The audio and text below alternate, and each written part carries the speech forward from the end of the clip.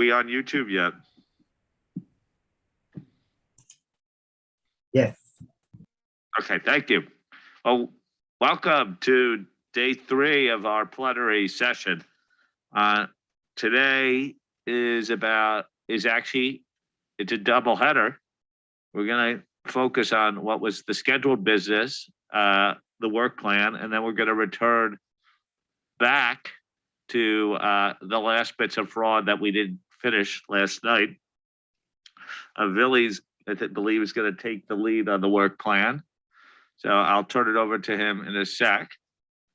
You have received a revised agenda item 4A, revised here. I think the team and the planning committees try to be responsive to the many comments that we've had. The goal is today to approve this work plan, this intermediate work plan, I should say. As you know, we've passed a strategy that's a 4-year strategy, and the work plan passed with it was 2 years. So we have 2 years to the end of the strategy period. What I should say is the goal is to focus on only major substantive issues today. I think the time of wordsmithing is done, unless it really changes something dramatically. But I think we really need to focus on the substance and any substantive differences before approval.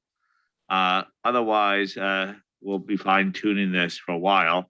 I think it's really important to agree to a final document. So I just ask, I understand that I want you to raise all substantive issues, but if it's a nice to have editorial change, maybe we've had a few opportunities on that already, and really consider whether you want to raise that before the board. Again, as I said, let's make sure we get the substance of the work plan right. Editorials could still be addressed before final publication. Villy, over to you. Thank you, Tom. And we also thought we'll change a little bit of pace this afternoon and not provide you with slides.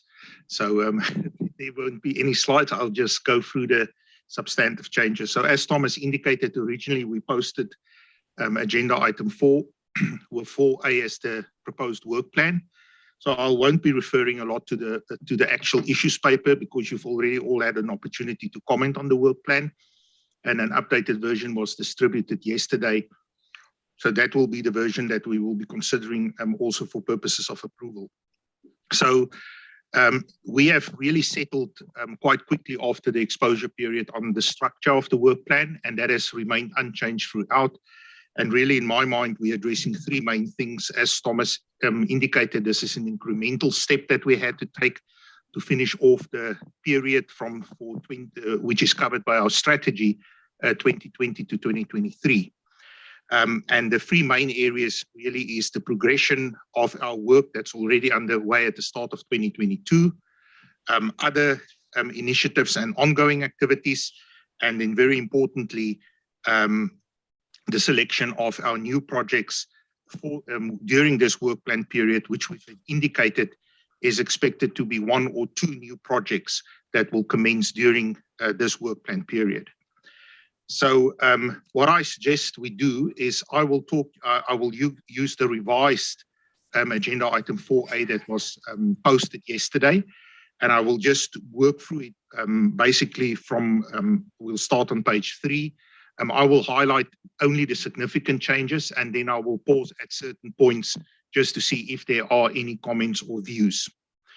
So if we start then on page 3 in the introduction section, as you will see in many of the sections throughout, we received some very useful comments in terms of further refinements and improvements to wording, as well as in certain instances the placement of certain sentences of paragraphs. So that's really all you're seeing in the introduction section. Nothing of substance has changed there. Then we get the heading, our strategy, everything unchanged on page 4. Then we go into the first main section of progressing and completing our projects underway at the start of 2022, and particular table A. Now that is, nothing has changed there. in Table A, that's the 6 projects that are underway at the start of 2022. And then under the other initiatives and ongoing activities, there were 1 or 2 changes, but really in essence, it's still the same as we had it when we posted the paper. So that is the first point, Tom, where I will just pause. So if there's anything on pages 3 to 5. Okay. Any comments, Sue? Gosh, that was very thoughtful. I hadn't even got to lifting it, so I didn't have to put it. I didn't have to forget to put it back down again. I'm full of practice. I had a comment, and I'm not quite sure where to raise it because it relates to objective 2, which is on page 4, which is where we talk about innovating our ways of working. And I've just gone through the document, and I'm not sure we've got something under that heading. And the comment is sort of twofold. One is around, I can't see anything about how we learn from the benefits of the virtual working that we've been doing. But the other one is more around our own collective sustainability, because I really support the work you've done in emphasising sustainability and ESG and everything like that. But there's also the piece about our sustainability, our carbon footprint, our contribution to things like global net zero. And I'm conscious that a lot of the board and probably a lot of our stakeholders are in one way or another committed to various initiatives around global net zero. And I can't see anything in there that talks about any kind of thought or review that we will do. I mean, it's something I've raised as it's been going through. I appreciate, it's a late stage. I've just sent Bev, maybe even just a single sentence that says something like, we will review our practices to innovate, to learn from the virtual working, and to manage and reduce our carbon footprint would be something that would then be responsive, not to the activity that is happening outside, but also to how we collectively respond. So maybe it'd be useful for me to come in here because I've heard this, I saw this comment previously, and it's not directly addressed in this document. The reason it's not directly addressed in this document is because this is not really our strategy document. And I perceive what we're really focusing on in getting this work plan out is really more about strategic objective 1. 2 is partly a way that we're going to achieve our goals here. And, I think that the point you raise about sustainability and our own sustainability commitments, I think is something we realistically should have a discussion about as part of our next strategy discussion as well. And I just sort of worry about scope creep of a work plan document 2 as it will relate to 3 as well, which is about our stakeholder relationship. So I understand the point that you're raising here. I just have a hard time finding a thought that this is the right place to make a detailed, specific comment on it.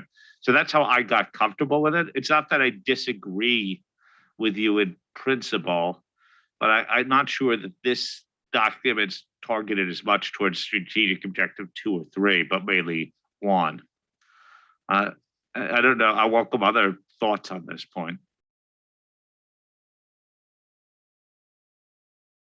Josephine, would you like to come in on this? No, I have my card raised for another point, but So yes, I support that. Okay. Anyone else feel strongly on this point? Sue, I certainly would welcome a response.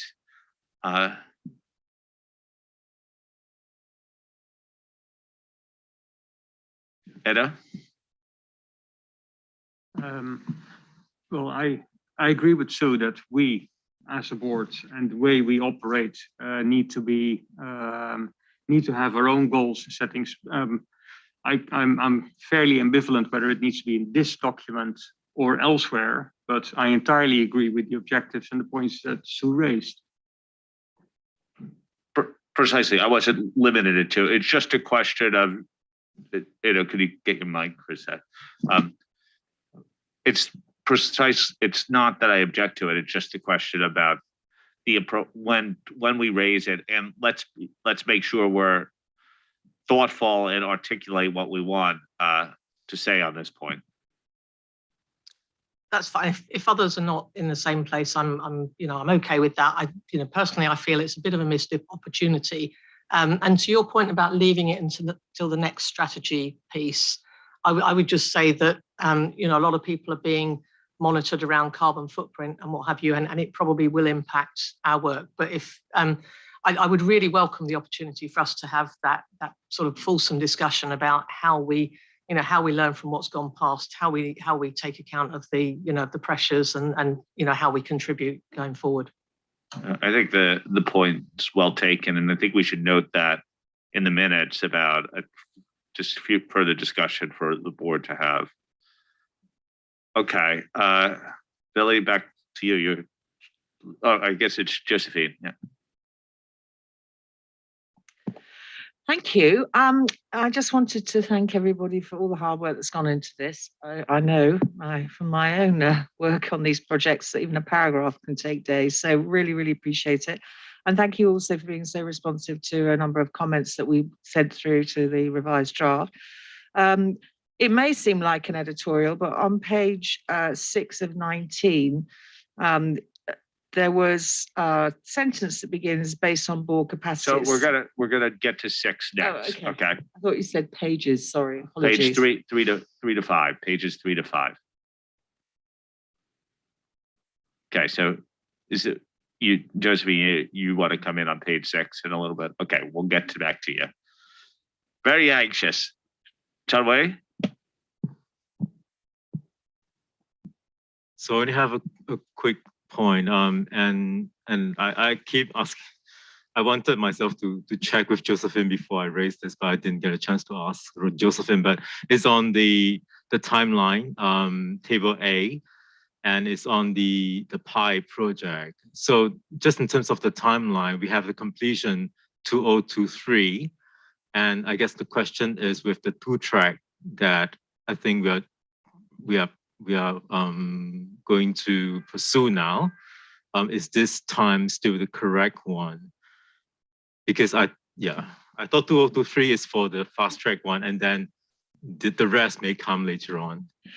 So Bev, the reason why I didn't, it's a good point, is because we haven't actually signed off our project proposal until March. So you're doing it based on where we were before the discussion. Yeah, Josephine, that's 100% right. So we had a discussion in plenary. You will remember at that point it was a recommendation from the working group. So we will take it forward. We've actually been engaging with Josephine on that, but quite right. So once we have the discussion in March, we will then update the detailed work plan table. Okay. Anyone else on pages 3 to 5 of the revised work plan? Billy? Thank you, Tom. So continuing then from page 6, we have the sections that now come up that really deals with the selection of our new projects. And as we've indicated, that we expect that there would be, that we would commence 1 or 2 new projects within this work plan period.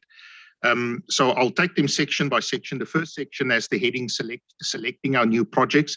And this is really just a section explaining how we will select through using the framework of through using our framework for activities. So the only significant change there is that we just clarify the criteria a little bit better, building them out in 1 or 2 instances and refining them so that they are clearer. And then based on comments received, the point that was made around stakeholders' views from the work plan consultation, obviously it's not part of the criteria, but will be part of what informs how we will apply the criteria. So we've just moved it outside the bullet points. Then on maintaining the balance between audit and other international standards, we have now really elevated this section to just be a high-level section that communicates the message that clearly we will continue to focus on audit of financial statements, but at the same time, because of significant developments in the area of reporting as well as policy and regulation, and we've made reference to that. There's also a strong need to focus on non-financial information, but we've now really just set this up as an overall paragraph that addressed that balance in maintaining our work within these two areas. The real significant change is then on page 7 under the heading Our New Projects in the Work Plan Period, where I think there are really two key messages that come out of this based on the responses we received.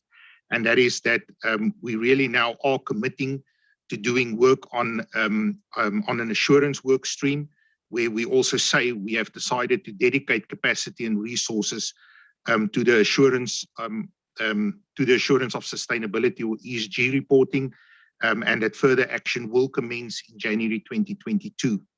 And then the second key message here is then that we anticipate that the new project in the area of audit or review, in the areas of audit or review, will then commence in 2023, and that the board needs to make a further determination from the candidate topics that are presented in Table A. On page 9, sorry, not in Table A, in Table B. If you then go to page 9, where we then present the topics on audit or review, we just clarify in that table that this is in addition to the new work commencing on assurance of non-financial information.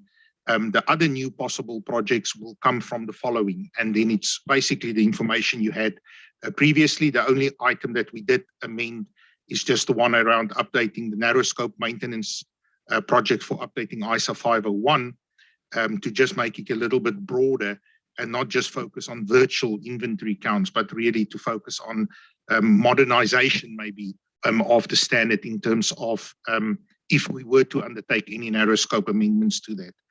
Remember that this is all that's in the pot, and we will then make a determination out of this, what will then start commence in 2023 through further discussions we will have with the board in 2022. So I think then, Tom, so if we can take anything from page 6 up to the end of Table B. Okay, well, I'd really be in trouble if I didn't call on Josephine first now. I feel like I'm the one that's in trouble. Apologies. Okay, so to start again. So underneath selecting our next projects, one of the things that through our outreach, and also I picked up as well, is the fact that when it comes across that we're only going to do 1 or 2 projects, as if we're just sitting around once we've finished our projects, not really doing anything else, and we're doing tons and tons of work. So I just think I'd rather that go back to where it was before. We focus first on explaining, you know, the framework and the criteria we need to consider, etc. And then we talk about that, you know, following all this process, we'll have 1 or 2 projects. And there's a lot of work that's gone into the rest of this document to make it clear that there's a lot going on. It's not that we're just twiddling our thumbs. So I just feel like it sends the wrong message. We understand it totally because we live and breathe it, but not all our stakeholders will necessarily pick that up. So it's just a simple move of putting that back where it was. Thank you. That's all I have. Thank you. Anyone else on this section? Ada? Yes, the only comment I had with this is that the assurance on XBRL has now disappeared from the table, and I guess it's been roped into the non-financial information. But XBRL does not only pertain to non-financial information; it also pertains to financial information. So that assurance type project, I think, is something that we retain. I think it's important that we do it so we can also rope it into the non-financial information, but it would be a little bit inappropriate, I guess.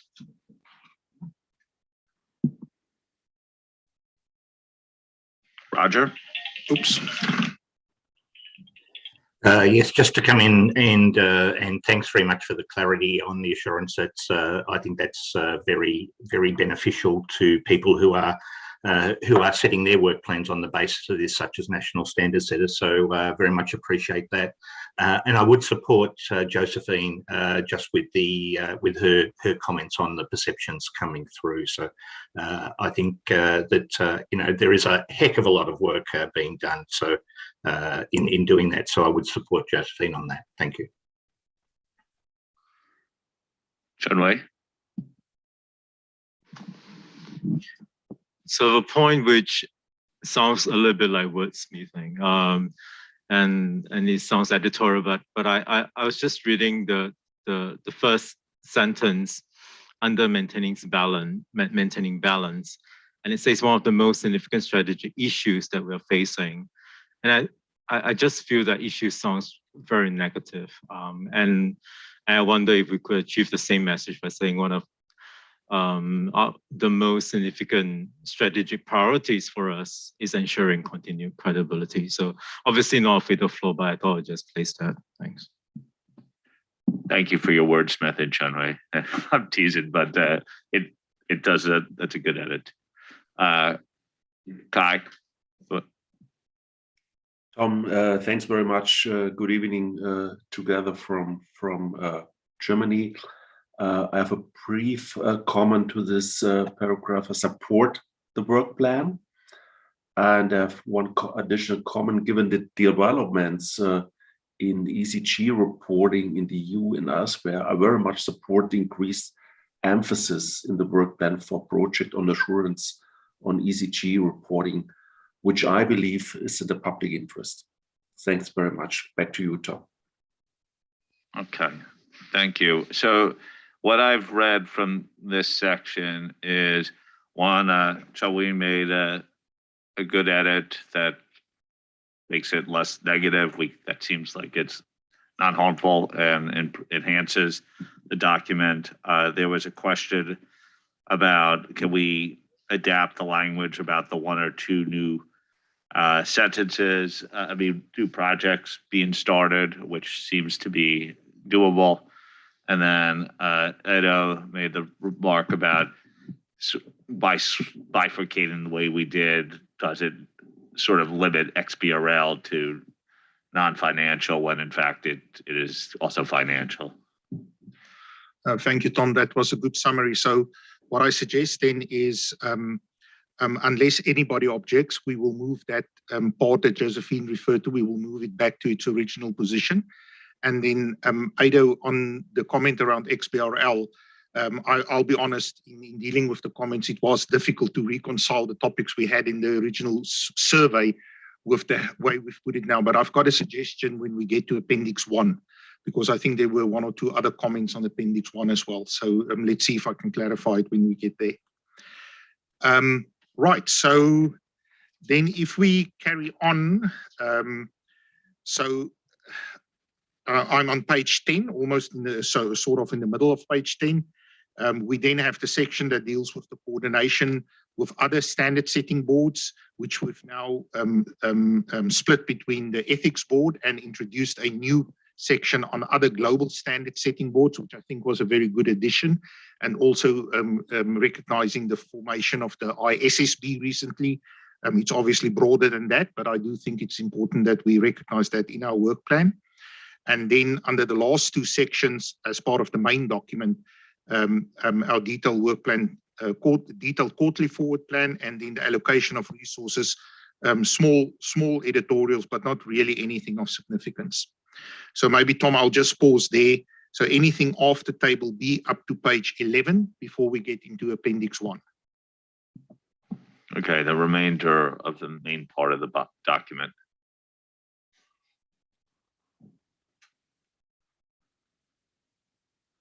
Okay, I see no hands, so I take agreement. One thing I should have highlighted actually in the last section, as we heard some people explicitly say, but it meant that there was wide support for what we have done as it related to sustainability and ESG assurance, which is, I think, on behalf of the board, something to highlight to other stakeholders, because that is quite explicit now in the document.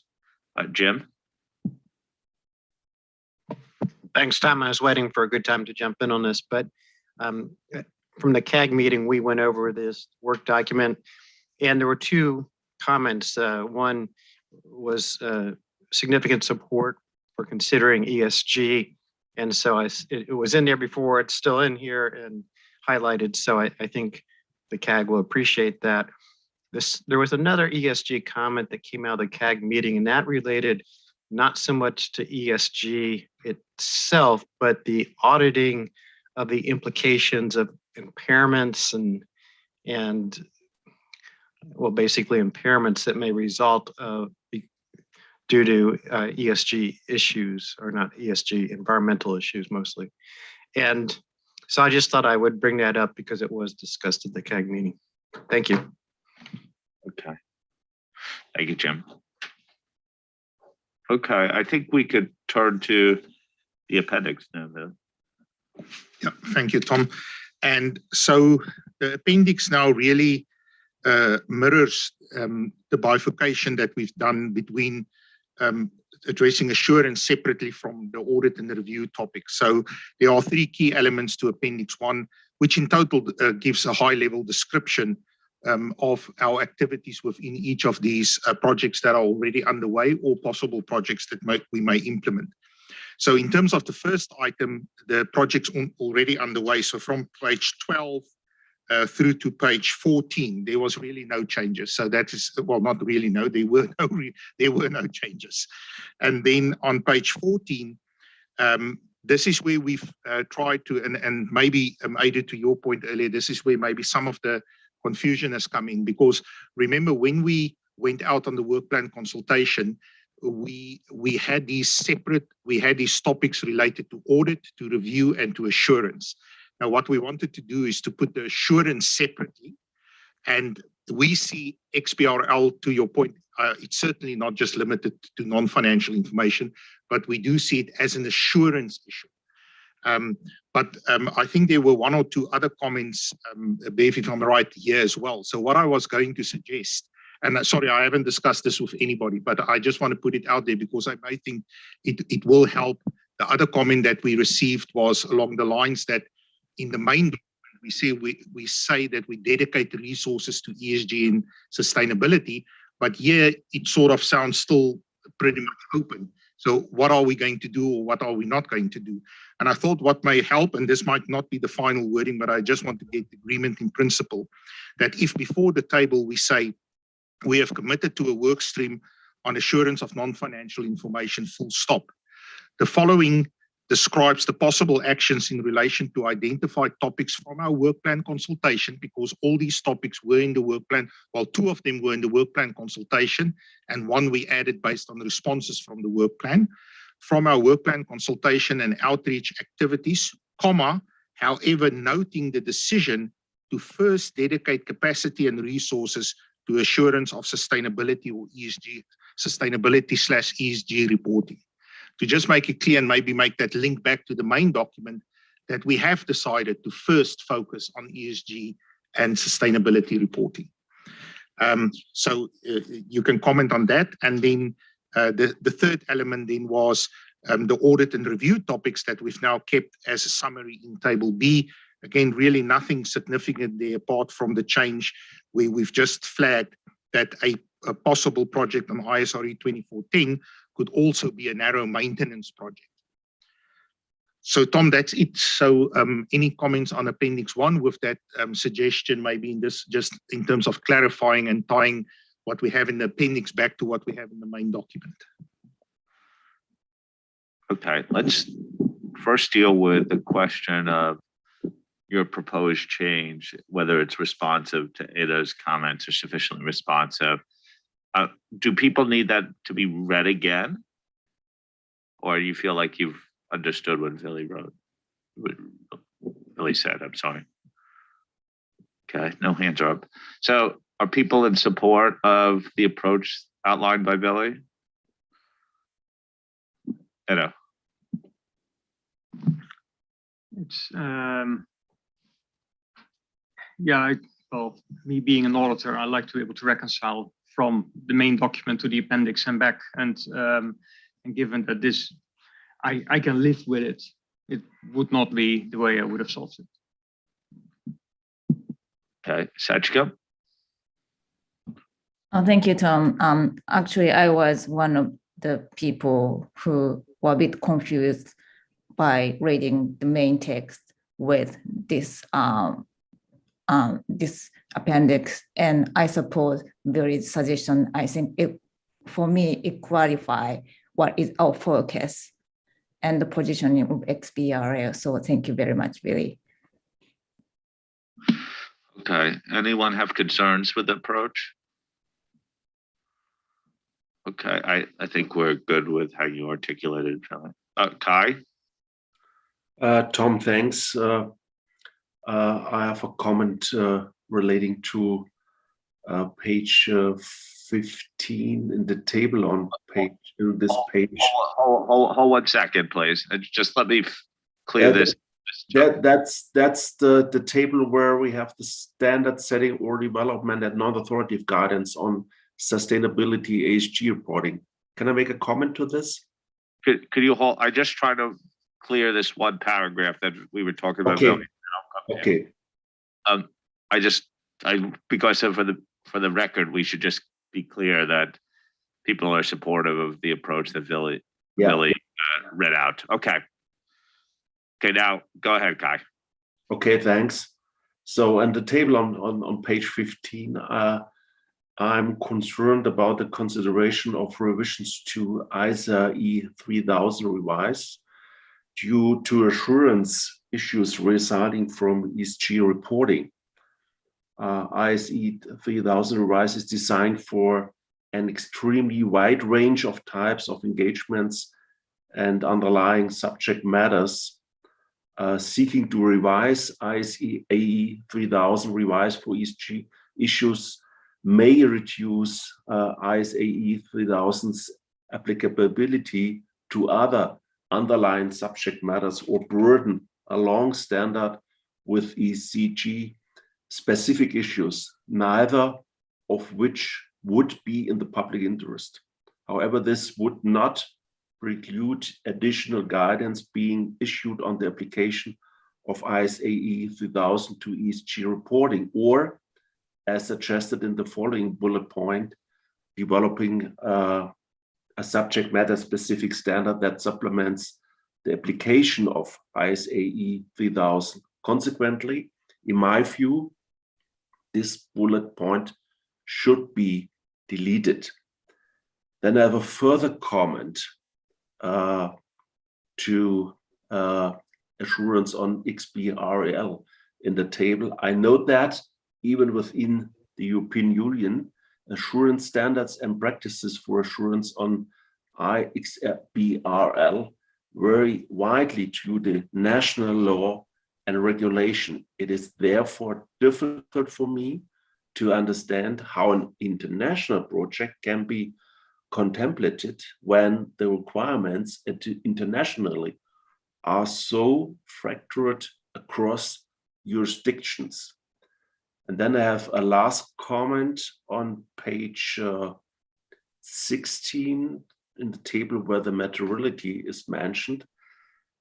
As I had suggested in my previous offline comments on the table, I still do not understand how environmental influences and the way that audit procedures are performed can affect materiality considerations, since materiality is a user-driven accounting project. There needs to be a better justification for including materiality as a potential project on this list. This has been my comments, Tom. Thanks very much. Okay, we had a discussion a little bit this morning about 3000.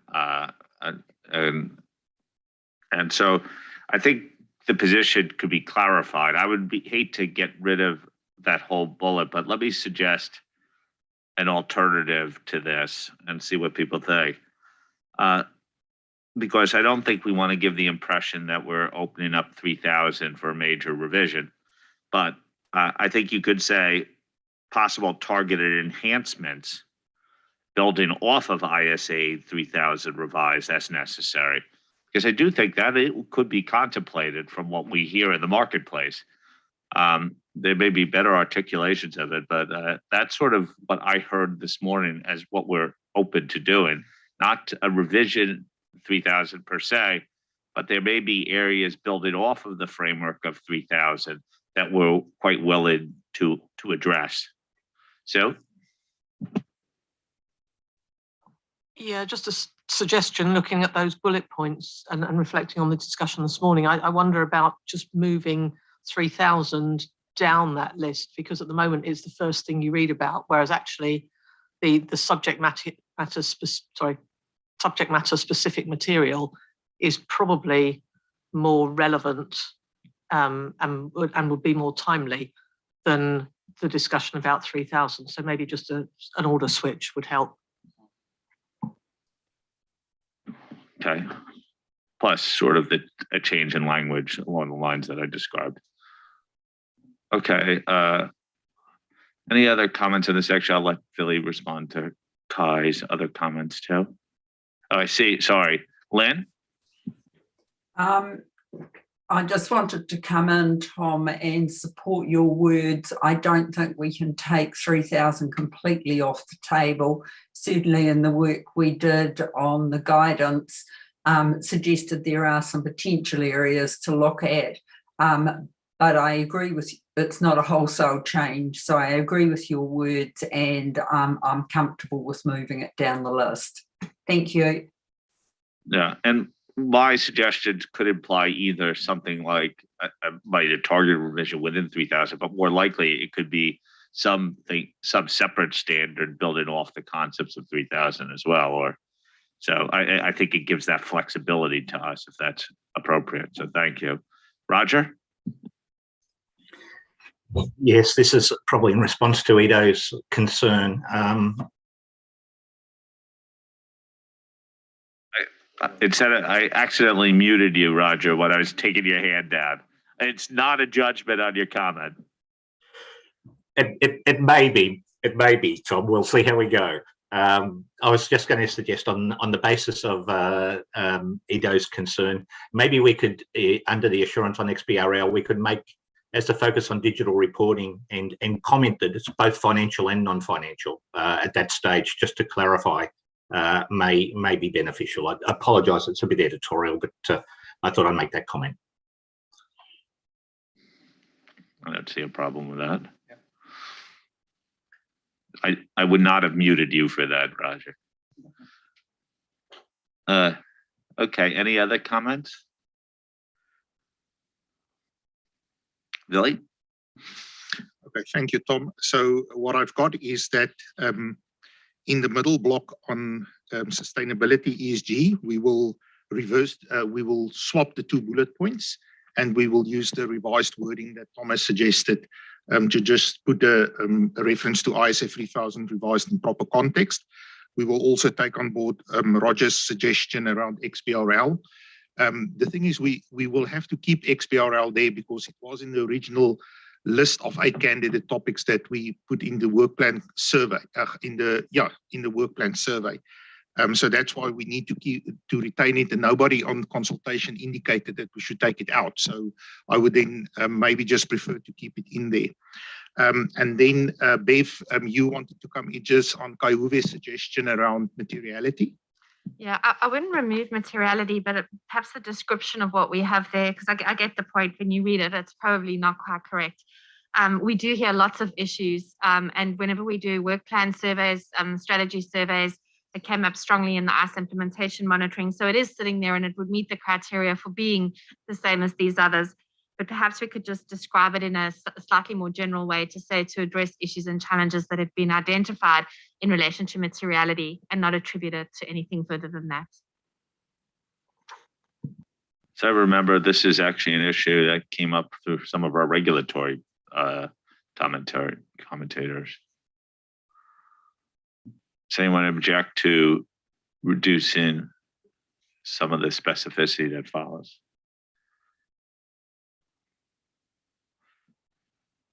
I don't see anyone objecting. Okay, Lily, back to you. Thank you, Tom. And I think with that, we can move into the due process part of the session. Just very important for board members then to recognize that everything we're going to do in this part is subject to the discussions that we've just had. We will process the comments as we've confirmed them each time they were made on public record, and we will process those changes in the final version that will also be sent to the PIOB. So subject to that, there's a few items that I want to deal with that was highlighted in agenda item 4. As you all know, that the planning committee serves as the task force for any of our projects related to for our project on strategy and work plan. So firstly, I want to confirm that it is the view of the planning committee that the significant matters that the planning committee has identified as a result of its deliberation since the start of this developing this work plan and the planning committee's considerations thereon are reflected in the work plan consultation and in the agenda material presented to the IAASB at its meetings. Secondly, it is the view of the planning committee that there are no significant matters discussed within the planning committee in developing the work plan that has not been brought to the IAASB's attention. And finally, the planning committee is also of the view that that further consultation in the form of roundtables or focus groups is not necessary at this stage, as is set out in paragraphs 8 to 10 of agenda item 4. Then from there, I would like to move on to the technical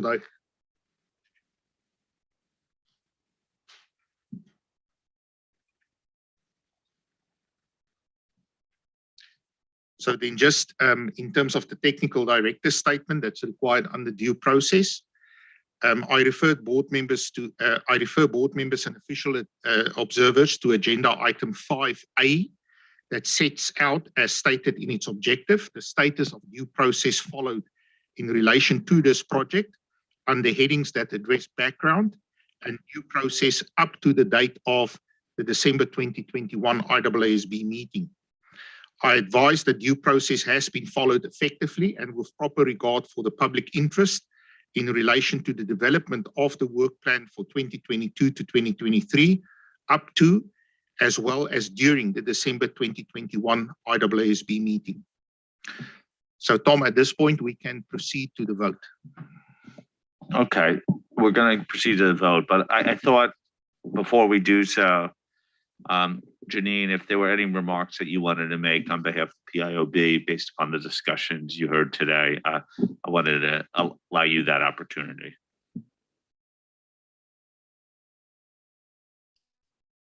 Thank you, Tom, and hello, everyone.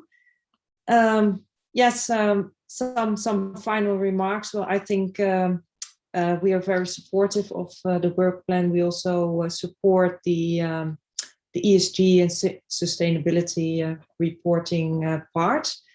And there are 2 other projects that we also believe in the public interest have high priority, but those are, and it's not a surprise, I think, the fraud projects and the going concern projects. When it comes to, there will maybe be some challenges around resources and resources allocation in the coming years, because you cannot foresee everything, and that was also explained in the work plan that there could be unforeseen circumstances. So from a public interest perspective, we would of course like to see that resources and resource allocation would take into account the highest public interest projects when there have to be choices made in the coming years to work on the projects as are currently in the work plan. So we're supportive. So thank you. Thank you, Janine, and thank you to the PIOB for your comments. Jim, you mentioned the CAG's broad support and some key themes raised, but would you like say anything before we go for a vote from the CAG perspective? No, thanks, Tom. Other than the comments I made previously, I think you've incorporated the ESG, and I would say members of the CAG were relatively passionate about that. And I think the document looks good. Thank you, Jim. Okay, so we're gonna vote for approval of the work plan for 2022, 2023, subject to the changes that are on the public record. And so into doing this, I wanna, maybe the easiest way is to go backwards. Does anyone want to vote against the approval of the work plan, either by show of physical hands or digital hands? Records should show there's no one raising their physical or digital hand right now. Okay, anyone want to abstain from voting on the work plan? I see no hands raised right now. Okay, by show of hands, for the record, who would like to vote for this work plan subject to the changes put on the public record?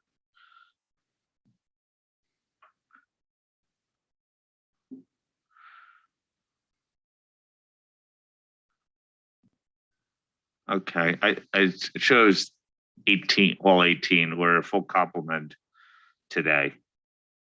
So congratulations. I guess since I'm the chair of the planning committee, I guess congratulations to the planning committee for getting that done. We can pat ourselves on the back. And I appreciate everyone's efforts in this regard, and we're sending a clear signal to the public that we're going to continue with our existing work plan, but take on the issues of sustainability and ESG assurance as a matter of urgent priority. So I think this is a very good document, and I look forward to publishing it shortly and hopefully getting the PIOB's approval. Okay, I think that ends it for the work plan. Anyone want to raise any other topics as it follows off the work plan? Are we ready to talk about the project proposal on fraud again? I should ask the fraud team whether you're ready. Lynn, are you ready? I'm ready. Okay, let's go. Excellent. Good morning, everybody, or good evening. It's nice to see you all again. We had 3 things to do to complete the project proposal discussion before the turnaround and approval. I promised we'd come back to the timeline and discuss that further, which we'll start with. So I'll hand to Billy very soon. Then we've got the section on the impact of the project. And finally, we've got anything else anyone wants to discuss that we haven't had an opportunity to discuss to date. So with that, can I hand to Billy to talk about the timeline? Thank you, Lynn. So the timeline is in the document that was posted, and I just need to track now because I've also seen an updated document earlier today. But in the document that was posted on agenda item 3A is addressed in section 7 of the proposed project proposal. We have received some comments, and I think it came out in the plenary discussion yesterday as well, whether this project should not be moved earlier and whether the timetable should not be revised. So we have given this great consideration when we put the project proposal together. And again, when we saw the comments come in from board members in the lead up to this meeting, we again applied our minds and revisit our rationale for that. And I think what is important at this point is that when we looked at this timetable, and it is shown as a preliminary timetable because we know that in any IAASB project, a lot can happen as we progress through the project. But we could have decided to either be aspirational in setting our timeline, or we could decide to be realistic in setting our timeline. And we really, even when we did our forward plan more generally, not just in terms of the fraud project proposal in Q3, we did decide as a management team that we really want to try and be as realistic as possible when we look at these things. We've got a lot of past experience about these projects, and therefore we on the fraud project, we landed on the fact that we need at least, after approval of the project proposal, we probably need at least 5 plenary sessions with the board to get to an exposure draft. That will be followed by an exposure period of at least 4 months. I cannot see that we will go for an exposure period of anything less than 4 months. There may even be suggestions that we might want to have a longer exposure period. And then after exposure, we probably need at least 4 plenary sessions with the board to get to a final pronouncement, which then from ED to final gives you a total period of 18 months.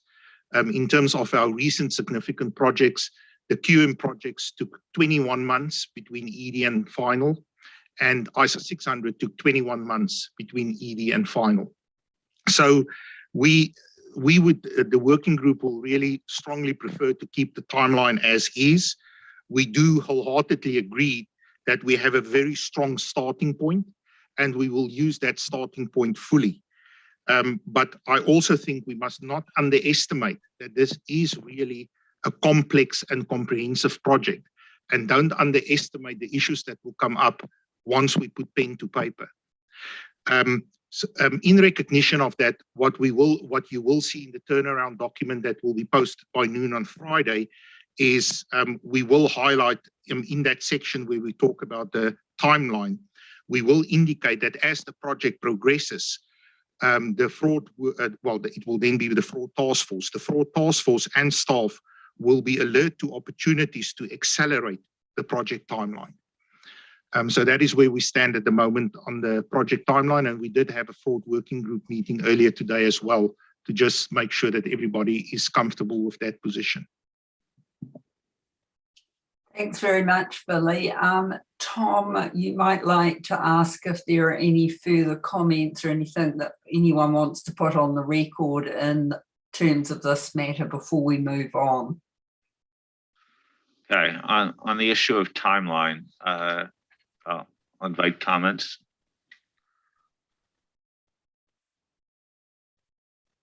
I don't see any hands, so I think, Josephine?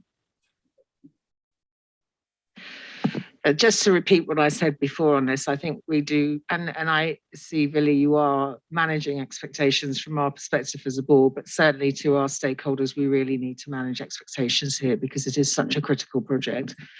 I wouldn't refer to ISO 600 though, because ISO 600 had to go on a hold period while 220 were passed along, and so it had to wait for a little bit. So it's not a good one to use in terms of, I recognize it was complex and it took a while, but best not to refer to that one necessarily.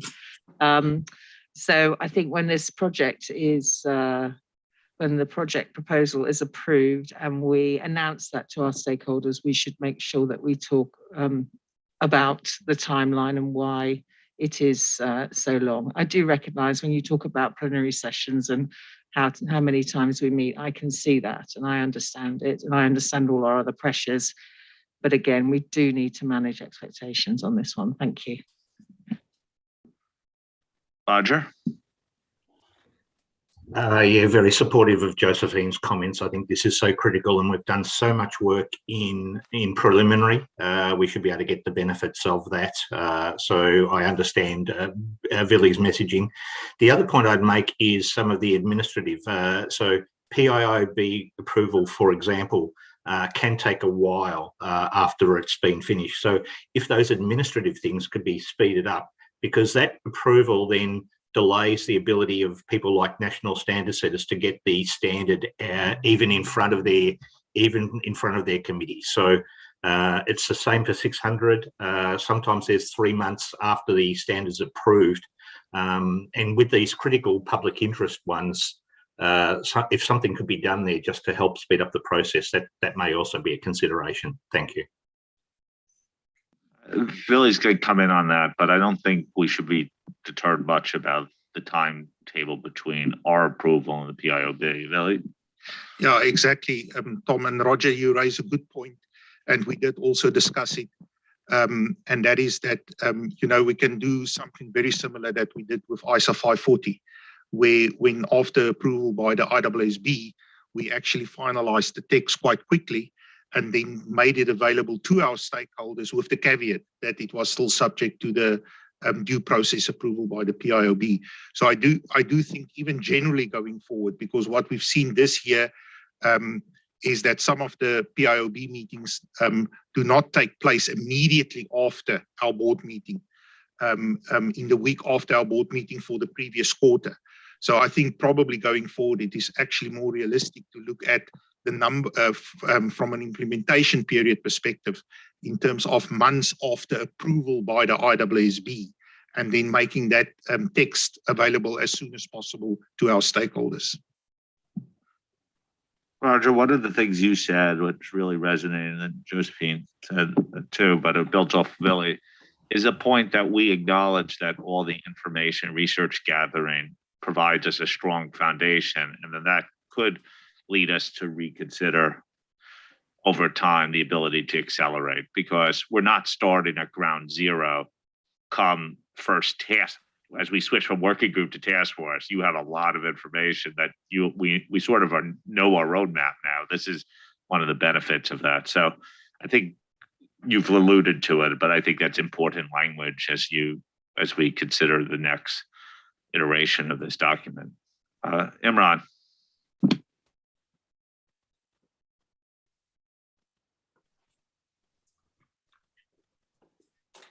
Good evening, everyone. Congratulations on the successful vote and reaching the halfway mark of our meetings this week. I'm going to make a set of comments only on timing and not on the other questions that appear in this section. And that is just to reflect on how recently we've been agile with timing. Tom, you'll recall that after the last major trip you took visiting stakeholders, we returned with the focus on a need for a project of going concern. In the last few weeks, I'd say, we've seen how our preliminary language about ESG issues has turned into a priority issue in the work program that we've just announced. And I think this is all a reflection of the thing that we spoke about in our strategy about the ability of our board to be agile. And you particularly have demonstrated to us through your leadership in these areas about how you've been able to move the board quickly into new topics, but also cautiously into new topics. So we recognize it's important, but we're keeping an open eye about what exactly we're promising. With that in mind, I want to then reflect on how we could apply the same kind of behaviors to the topic that we're looking at now in this timing. So we've all talked about the number of months and years it's going to take, but I want to focus on a different date in this exercise, and that's the date when we're expecting the standard to be finally voted out, which is Q4 of 2024.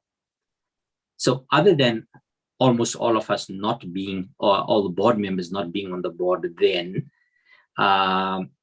what the implication of a Q4 approval is, Tom, and we've seen this several times in the 6 years I've been on the board, is that a Q4 approval is a very high risk approval in the event that there is slippage, because the implementation date then drags out or the effective date then goes on 1 year later.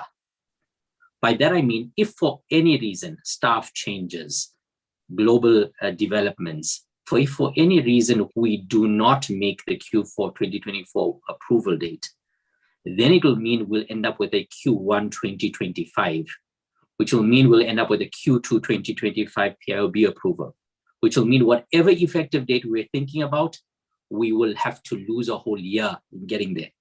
And I'm not saying this just because it's theoretical, this is exactly how it's panned out in the board with successive projects. So at a very minimum, I would have loved to ask that we change this 5-year project into a 4-year project, keeping in mind this agility that we've recently shown. But I think that it behoves us, knowing the risk we face, to commit to a project that will end in Q3 of 2024. We're not asking the world, we're asking for 1 quarter sooner. Instead of 5 seasons of plenary, we're saying show the goodwill about all of the investment we've made, and let's turn 5 seasons of plenary into 4 seasons of plenary, into 4 sessions of plenary. That way, you know you still have the possible slippage as a safety net in your in the bag, but also the promised implementation date won't get delayed by a whole year because of something out of our control at that very point. So I really hope that you appreciate the spirit in which I'm making this suggestion. Knowing that if we aim for Q3, if something slips, we'll still make it to Q4 and all the other dates will still be fine. You know, although I appreciate that the public interest here would have been to have a closing date much earlier. One other comment though about timing, and this is about this table that runs from page 25 to 27 and about how it deals with the subject of NAG. I know we've had quite a bit of conversation yesterday about NAG, but I am left confused by the landing pattern of NAG in relation to this plan, because we have NAG promised before the ED, and then NAG promised at some point after the final vote. And I'm not familiar with that approach, that we have issued NAG during the life of a standard, you know, other than a project update. We've done project updates for group audits and other things, but we've not issued completed NAG documents. But also, we know what our track record is recently with projects where we've promised NAG after the final vote, and how completely difficult it is for us to land that. ISA 315, ISA 220, and some of the things that we're waiting for over there. And really, I'd appreciate a much clearer picture of what we mean by NAG, but I guess we'll only know that when we see the turnaround paper and when we know how the 9 promised pieces of NAG are going to change into a new number. And then we'll understand how much of time will be needed for it. So that's my 2 requests, really in the interest of agility and a nod to our strategy, that we aim for 1 quarter less, Q3 of 2024 for the final vote, leaving all the other dates intact. And secondly, that we harden up on our discussion around NAG in this in these deliverables and actions. Thank you.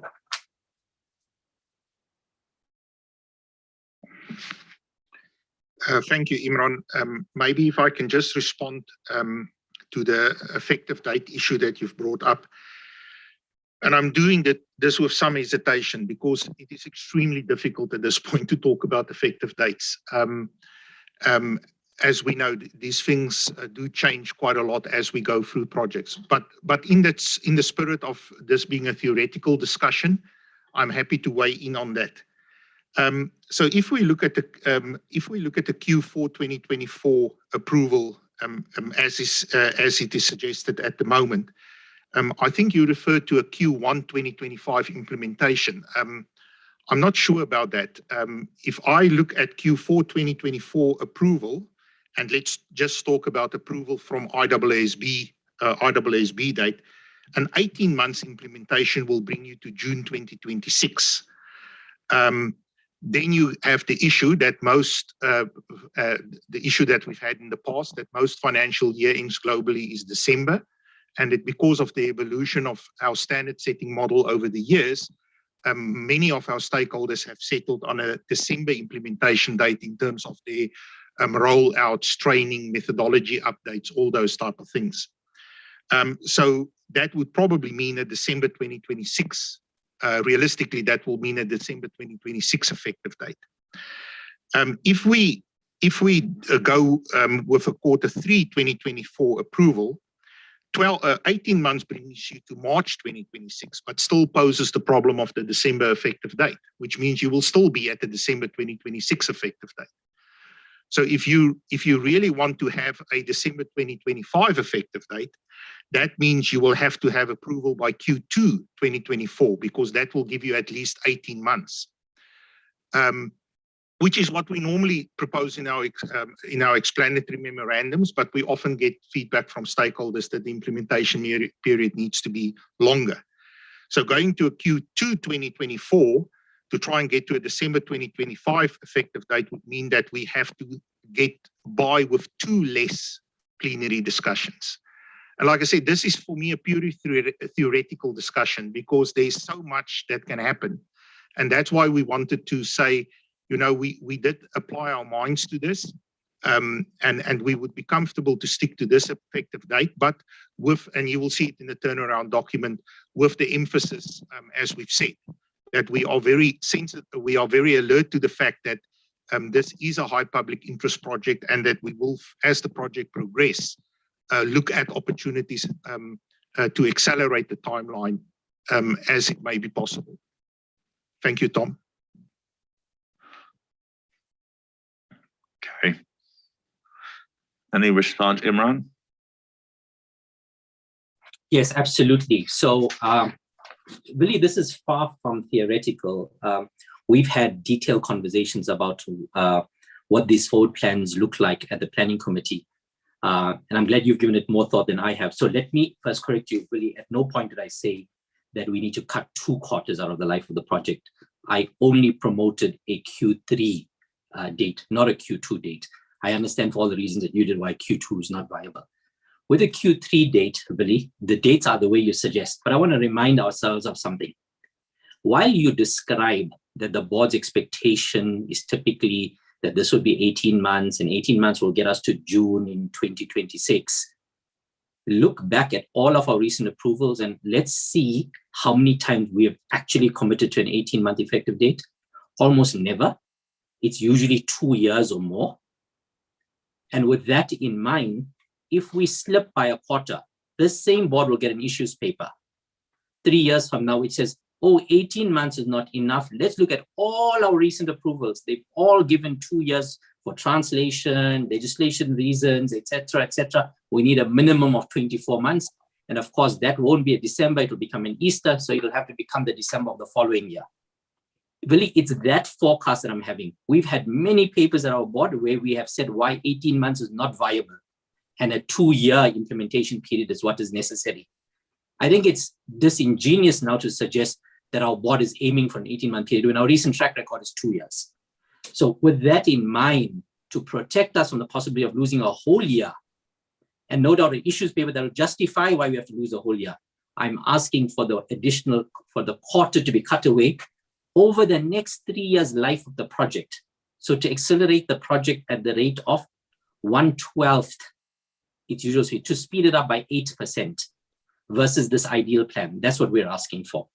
Does 8% not equal agility? Is that really that difficult in the current climate to ask for? Versus the risk that we will be 25% late. Thank you. Any other reactions to that?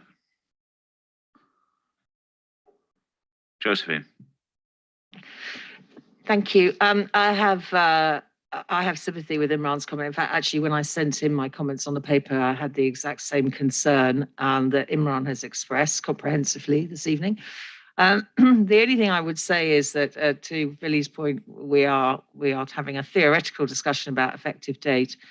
If we slip, I think we have to just make sure that we then don't let it run another year and we do stick to the 18 months so it sticks to that December implementation date, because that will take us to audits of 2027, which right now feels like such a long time away. So I think we just have to, if the planning committee don't have any, not planning committee and the fraud task force really can't see scope for changing that. I understand it, but then we have to be quite strict about sticking to a shorter effective date so we can hit that December time.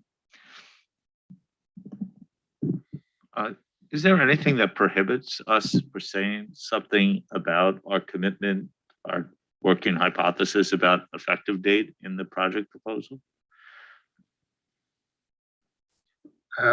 Yeah, Tom, we haven't done that because it is, you know, it is just very difficult at this point to talk about effective date. We don't know what we're going to get back on exposure. And that for me is the difficulty. By saying something about effective date now in the project proposal, I'm just afraid that we might be creating expectations. I see James wants to come in as well. Willie, you've described our best experience up to exposure draft and after exposure draft. And I think we should be ambitious in the sense that we can't anticipate what comes back from exposure, but let's not assume the worst.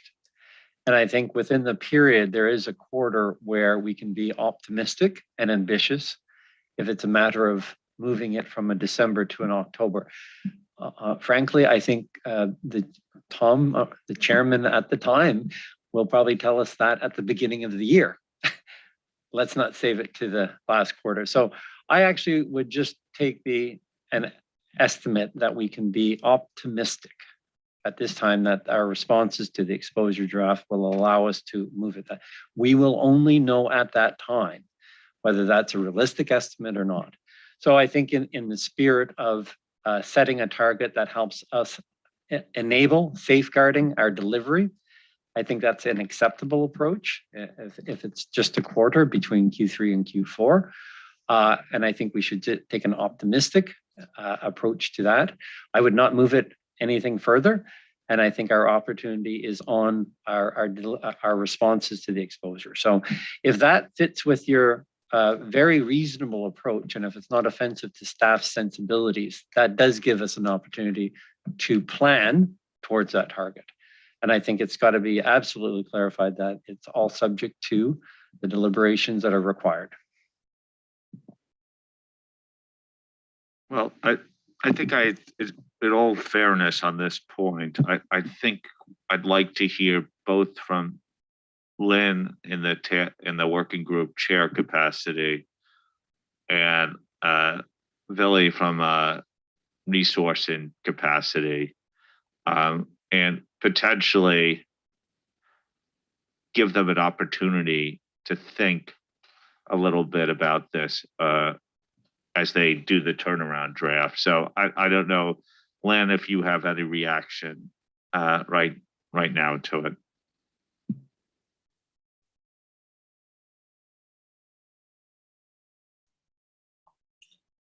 Yes, Tom, thank you for the opportunity, and I appreciate the discussion. I think the point made that we need to manage expectations is a very valid one, and one that needs to be taken into account in communicating this project proposal. As a person who has always talked about being more timely with these projects and doing the best that we can, I still have that always in the front of my head. But there's a however. Every time we've set those ambitious timeframes, we haven't quite got there. And so I'm now erring on the side of realism, tempered by doing it as quickly as we can. So these are not something that we absolutely have to have that done at that date. We can do things earlier, and it's an untested hypothesis at present that the extra research we've done and the extra work we've done in getting to the project proposal will make it easier to get through the process. So I hear it's only one quarter. I guess I'd rather leave the plan as it is and aimed, if we possibly can, take time out of this project as we go through to do so. The reason I've been very quiet, though, is that these are largely Billy's resources and responsibilities, and I just want to make sure that he's comfortable with where we land rather than us putting unrealistic expectations into a proposal. So with that, I'll hand back to Billy, and I also encourage any other members of the working group, if they have opinions, to come in. Thanks, Tom. Billy? Thank you, Tom. If we go with what James said in terms of an optimistic approach, it will require a little bit of planning because we basically what it means is those of you that did look at the detailed work plan table that was also posted together with the work plan indicated that there was a session that we were planning to skip in 2022 for the fraud project. And that was simply because on the detailed forward plan, which we never post hours on the website, but the fact is that we couldn't have the fraud project in that quarter because there was simply too much coming to the board already, which then means if we move this project proposal a quarter earlier, other timelines will change. And that's the reality of what we have to deal with. There are choices. This will have an impact on other timelines. I still need to go and think about this. It will probably not be presented in your turnaround paper that you will see on Friday. And we can say 1 quarter, but 1 quarter on a big, comprehensive, complex project makes a very, very big difference. I'm sure if we ask Natalie about what 1 quarter difference made on the QM projects, it wasn't a tremendous difference in getting that project approved. But I've taken all the comments in. I'll take all the comments into consideration, and we will come back with something on Monday. Like I said, it won't. What will be reflected in your turnaround documents is what I've spoken about in terms of highlighting our sensitivity to the issue. But I might have something more to say then on Monday when we look at the approval. Let me add on to this a little bit. Because I'm concerned, I have looked at the planning documents and I feel strongly about getting a standard out as quickly as possible and committing ourselves to this. But I've also seen what happens that standard setters often don't hit their time commitments and push back, which I don't want, which is sort of what we've built into this plan already, that buffer. And I felt combined minute in our assessment about the urgency in getting this out in an effective date by a certain period of time. That's why I asked that question. Plus sort of the buffer that was built in, that this timetable with the language that was being suggested and the room for acceleration was an appropriate way forward. I still sort of personally believe that's the case, despite my desire to get the standard out as quickly as possible. I would note that, as I said before, that the benefit of our information gathering and research should mean that we're not at square zero when we start our task force deliberations. So that gives us room for optimism, cautious optimism on it. And, I strongly believe that if we have to truncate implementation periods to avoid that extra year impact, we may have to do it, and we will remind ourselves of the commitment. But of course, that's all subject to our due process, which we're never going to truncate in the process. So I'm pretty comfortable myself. And I don't know if there's other people who feel strongly about this in other ways. I've heard Imran's point. I've heard James' responsiveness to it. I am really concerned about the knock-on effects of other projects that we've committed as a board, which includes going concern, LCEs, now sustainability. We only have certain hours in our plenary sessions to do it.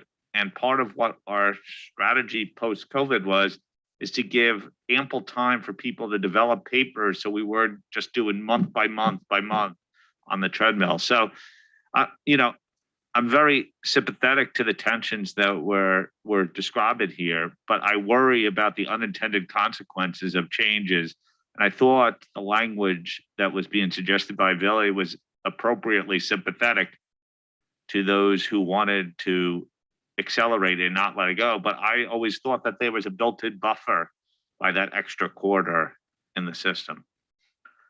James, I see your hands on the mic. If I may, Mr. Chairman, hearing the challenge and the debate, and I'm a firm believer that when staff have done a thorough, rigorous analysis and applied their minds, we should respect that and we should rely on that. So I take my comments back, and I thank Willie for his responsiveness and his rebuttal.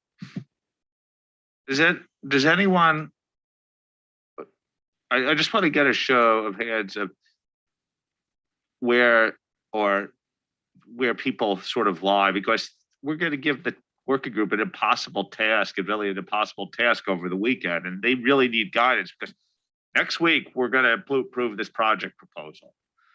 I hope, because non-approval means a delay in getting this project really going. Are people? Sorry, Tom, my hand has been up. If I can make a point, please. I'm sorry. Imran, come on then. Yes, so Tom, many dates have been mentioned, but let me summarize this easily. That with the hypothesis and projections that we have at the moment, we're talking about an effective date of the fraud standard of 15th December 2026. That's 5 years and 1 week from today for the effective date. Now, if this were a marathon, I am not advocating for a change in the end of the race time. This is the allocated time for the marathon. Everyone's going to get 5 years to get there still. What I'm advocating for is a change in one of the milestones on the way to that effective date, and to shift one of the milestones by a quarter forward, thereby providing us better assurance that we'll make it to that 5 year date for the effective date for the fraud standard, instead of it becoming 6 years. I know that we should listen to what expectations there are out there. Do you think that there'd be many stakeholders outside of practitioners who would think that 5 years is quick enough to get a new fraud standard out in the marketplace, let alone expose ourselves to the risk of a possible 6th year if there's any slippage on the Q4 2024 ED vote? So I'm not advocating any change in the overall length of the race. The length of the race is still 5 years. It seems to be that's how long it's going to take. One of the timing points, we're saying bring that a quarter forward. But I think I've made this point many different ways, and turn it over to you. Thank you. Imran, you're effectively saying the exact same thing I was saying, that we've actually built in maybe that slippage date in the timetable, and that we could either have to go and ask, you're assuming that there will be a slippage ultimately, and I'm assuming that there won't be anything beyond what's going on here, because I feel confident in our planning process. And every time we have a slippage of our work program, we have to go ask it for permission for it. And so to some extent, what we say is realistic is based upon our experience here. And so, like, again, I see no difference in our final position about the timetable. And to be clear, our work is in 5 years from now. That's the implementation period that we've seen around the world. So I feel like we're going through this with due speed. Countries could pull forward the implementation date, I'm certain. But that's why I opened it up to the floor. We've effectively are saying we agree on the same implementation period. It's a question of whether you want to build in the slippage in the timetable, or commit yourself to potentially knocking other topics off of our planning process. And I go from a position of evidence-driven assessment. I worked with the staff on what the plenaries are going to be from here to 2024 I think it's through 2024, basically, we've worked through. And my fear is that we'd have to knock another major public interest project off the agenda if we overcommit. So, you know, it is not theoretical in my mind. I'm going to invite others to come in now, because this is now a point of difference for the board, and I want to see if anyone sort of is where people are more comfortable with the way Billy's articulated it, with the caveats in our commitment based upon the planning, or do they feel that because of the pressures Imran does, which is an entirely legitimate point of view, that we should articulate it differently? And effectively what it would say is change that table and eliminate the Q4 category, right? And move that bullet point that says Q4 of 2024 into Q1 to Q3 of 2024. And Q1 of 2025 could be the same point for PIOB approval. And that's sort of, as I read what Imran's suggestion is, any other, I think that we should let other people on the board comment on this. Otherwise, the working group is not going to have much guidance. So happy to chip in. I'm comfortable with what is there at the moment. I think this is a difficult area. I think we've got to make sure that we've got time to be responsive to the feedback from the exposure draft. The only point I've become at all uncomfortable in this kind of discussion is actually where we talk about shortening the implementation time, because if this is hard, if this is taking us a long time to get through due process to produce a quality product, then we need to make sure that there is then appropriate time for all the implementation work, the training, the explanation, the translation, et cetera, and so I think that's key, that we don't see that as a kind of a solution if things get tight. But if things get tight, that's probably because there's a lot of difficult issues that will be difficult in practice as well as everything. But I'm comfortable with what's there, and we'd be responsive to the feedback. Eric? Thanks, Tom. I've been involved in standard setting for 25 years, and I think it's always dangerous to look at the timing of one project in isolation. I think, as you've mentioned earlier in your discussion, there's a number of significant projects that are going to be going through the board at the same time as this one. And so while I acknowledge, we want to go as fast as we can, every time we come up with a project proposal, is someone going to say, well, we should try and make this one go faster, we should make this one go faster. I have a lot of respect for the work that's been going on in the background by the planning committee and staff to try and manage the challenges that the board is facing in terms of all of these projects. So, I think what I've heard from the working group is, the best efforts will be made to move this as project as fast along as possible, to use as much of the information that's been gathered already as a basis for developing it. And so I just don't see the point in trying to tweak the timing at this stage. I think we should get the thing going and be cognizant of how we can best manage the time as it moves forward. Thank you. Okay, Fernando. Thank you, Tom. I think we're going into a lot of detail here. I feel comfortable the way it's written, presented. 5 years and 3 years from now, it's very, very far away. I don't even know what's going to happen tomorrow. Last week, we were not even sure if we were coming. So setting the ground to say we're going to reach that, it's okay. But we need to be flexible and we need to be honest ourselves. This is like the audit and the ISQM resource part. Do we have the people? Do we have the money? Do we have the time? Yes or no? If this is a priority, then this is a priority. If we need to drop something else, we need to drop it.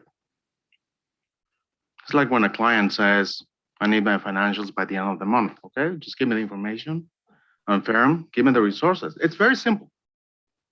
Very, very simple. If I need to relocate people, we need to do it. If I need just to talk to a client and say, sorry, I can't audit you, well, that's going to be the same. We're discussing about what's going to happen in 3 years.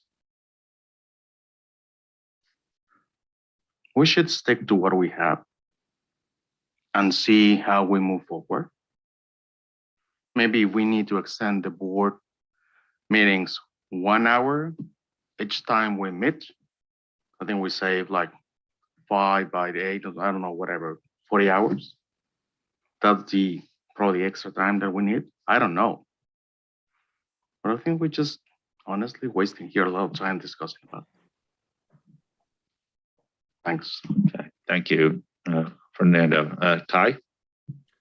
Thanks, Tom. I would like to say that I'm very much in favor of Willie's description of the time plan, since it is more realistic and managing my few stakeholders' expectations. Thanks. Back to you. Okay, it's the problem when you have 2 Kais on the board. But I'm glad you came in, Kai. Guy Borden. Thank you. It's a similar view. Trust the process that's been gone through here with the working group, and we can see how we can progress faster as we go along. But as Fernando says, it is far down the line. It's a lot of uncertainties going there, but and we will go as fast as we can. But the knock-on effects on other projects as well, that we have our priorities, it will change others if we need to change. So very comfortable in what we have currently. Ada? Yes, thank you, Tom. Having gotten to know some of the new task force members a little bit better, I know how passionate they are about this project and also the staff. So I have little doubt that they will do everything in their ability to move this as quickly as possible. Well, nobody wants to drag this out, and if we can operate under the basis that we will do our best efforts to move this as quickly along as possible, then I'm fine with that. So I would keep it as it is. Thank you. Isabel? Yes, thank you. Hello, everybody from Paris. I'm comfortable with the targeted timing. Reading the first part up to the exposure draft, some may believe that we may gain maybe a few weeks or few months. But on the other side, when you see the short timing to digest all the comments that we will receive from the exposure draft, we may need more weeks or months to digest all these comments and incorporate them into the standard. So I think overall, the total length of the project is realistic, and that's why I'm comfortable with the targeted timing. Thank you. Thank you. Wendy? Thank you, Tom. So it's very hard to understand the timeline isolated outside of other projects. So I think Eric mentioned that already earlier, but I am very comfortable with the explanation that Billy gave when the meeting started on how that timeline was really developed.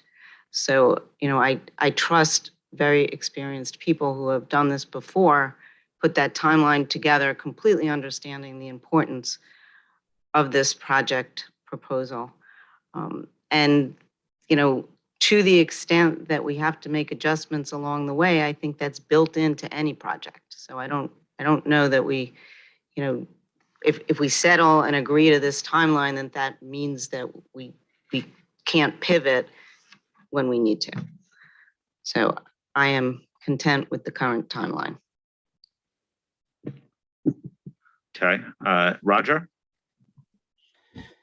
Yeah, I have sympathy for Imran's view, but I thought Villy had come up with a suggestion of potential additional language without changing the timeline, and I was looking forward to seeing that additional language. So I'd encourage Villy to reflect on that additional language if that was possible.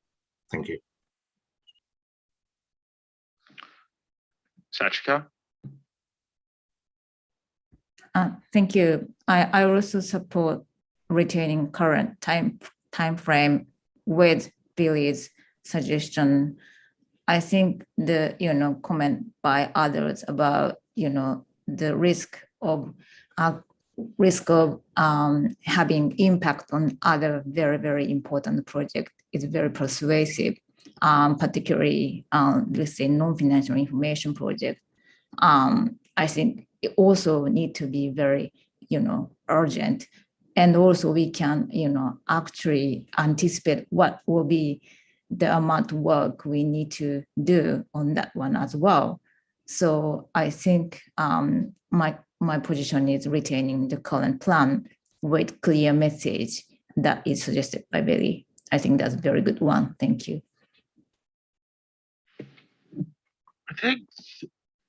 Thank you. That was the last of the hands that I've seen. I'm just looking on the board.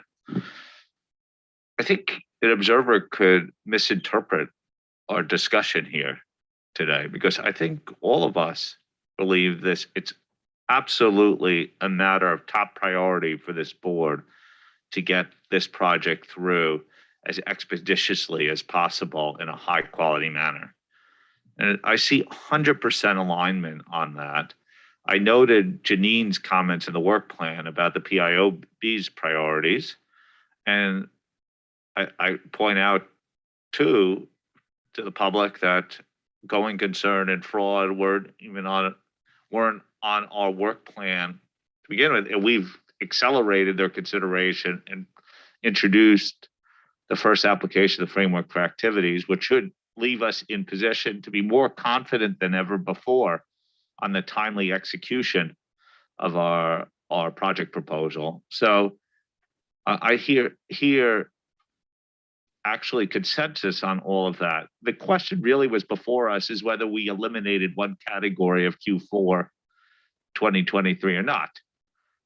This strong sense of this board is not, based on that we have a really robust analysis that goes into this project plan with an understanding of the potential knock-on effects of changing that date. And there's a significant introductory paragraph that would be added right on this timetable. And I think we should then assess whether it captures the great sense of the board, not to argue about whether the urgency and the consequences. I think we all understand the consequences that Imran rightly raises, and would be unfortunate if there was big slippage here. But I am confident that we will proceed on time, barring unforeseen consequences. And of course, barring unforeseen comments and changes that have to come as a result of our due process, which we are still subject to throughout this project. So I think we should leave it there for the working group to consider in their turnaround document. I don't know if there's anything more to say on this topic, but I have to thank Imran for raising it, because it was on people's minds, and it takes courage to raise difficult issues. So I think this was a good conversation. Lynn, back to you. Thank you very much, Tom, and we will proceed on that basis. And can I just echo your thanks to everybody who contributed to that conversation, because it was valuable for us to work it through. And a particular thanks to Villy, because he's the one that has to actually have his big spreadsheets and pull all this together. If we can now move on to the impact of a proposed project on fraud. it's never easy to describe how impact will be measured, but we've given it a go and it's set out on this slide and in the project proposal. We think ultimately the impact will be through effective implementation and monitoring of the application of a revised standard, notwithstanding, of course, other environmental impacts. But in thinking about how we might be able to measure that, we came to 3 key areas. The first was improving audit quality through consistent application of the requirements, specifically by enhancing and clarifying 240, in particular more robust risk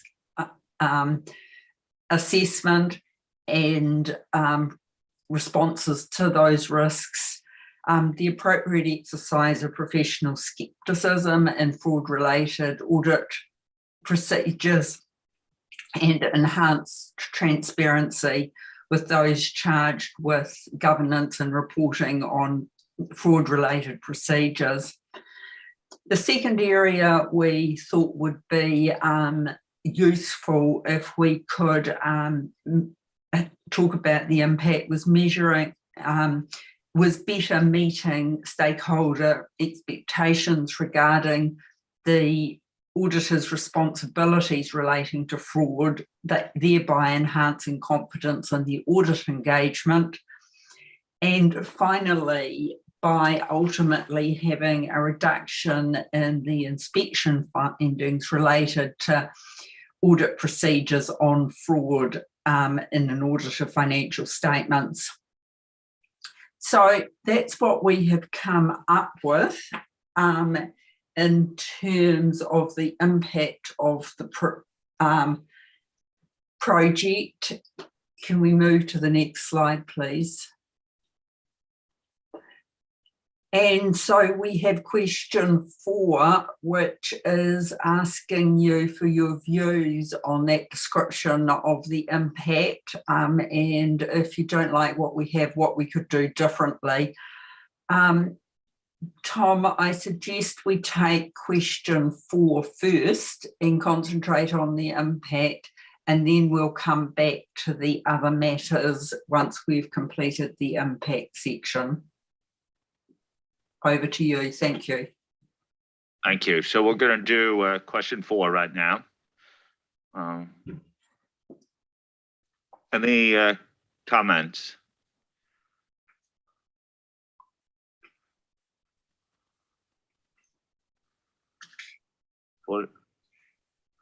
So people are supportive of the description of the project impact? Imran? Yes, recognizing where our discussion paper started on this topic, and the first question in the discussion paper being on the subject of the expectation gap, I would think that we would need to come full circle in the project, in this part 8, back to that being one of our measurable goals of the project impact. Because if we're indeed enhancing, clarifying, strengthening, then the real impact is going to have to be that there's going to be some measurable of perceived change in how expectations around auditor responsibilities regarding fraud will be. And so for the moment, the word gap isn't mentioned in part 8. I don't have a proposed formulation, but I want to leave that for the task group to think about, please. Thank you. Okay. Anyone else? Lynn, I'll turn it back to you. So you had one consideration, but I asked the question of whether no other tents or hands meant people were in support of this section as drafted. So I take it that they are, but Imran raised a consideration related to the expectations gap.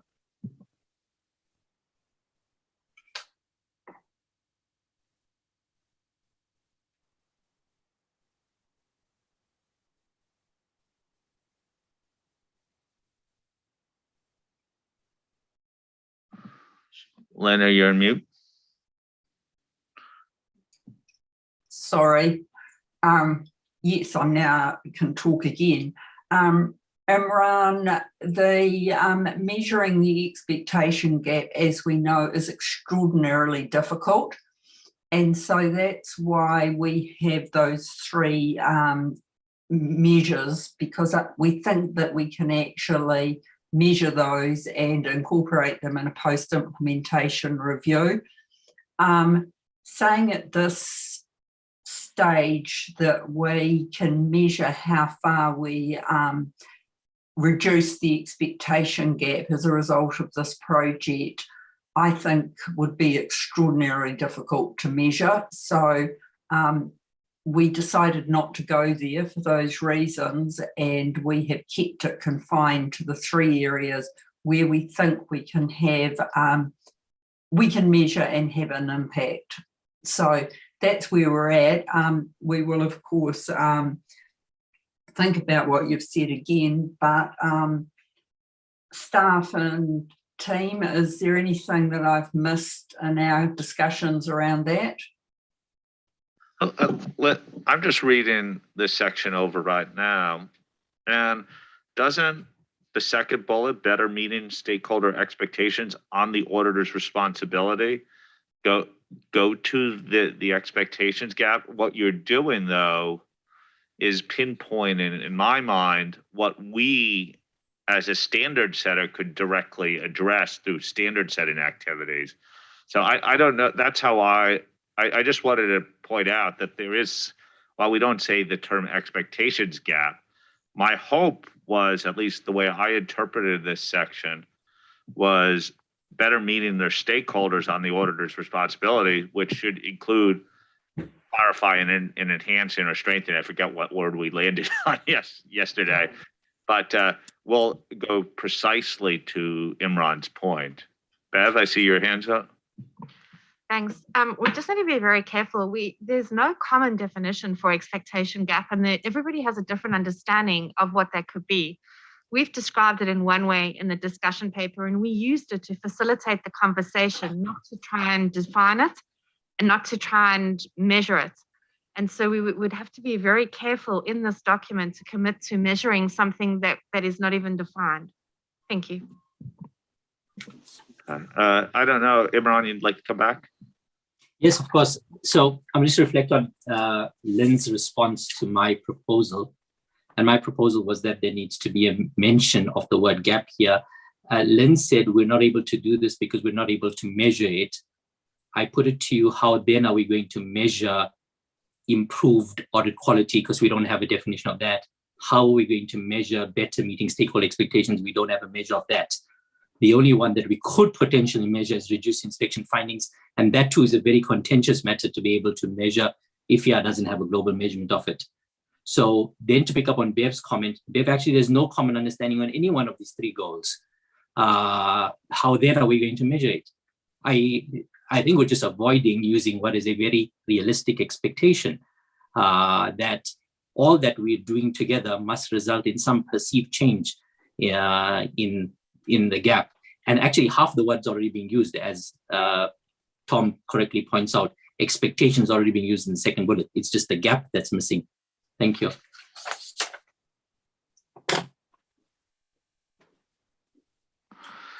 Okay.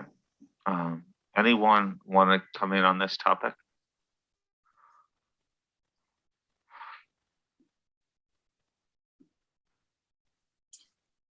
Can I then respond to that comment? We intend to measure it through a post-implementation review, and we've just spent a number of years defining what audit quality is and how we manage it, and obviously that would have a big impact on the first one.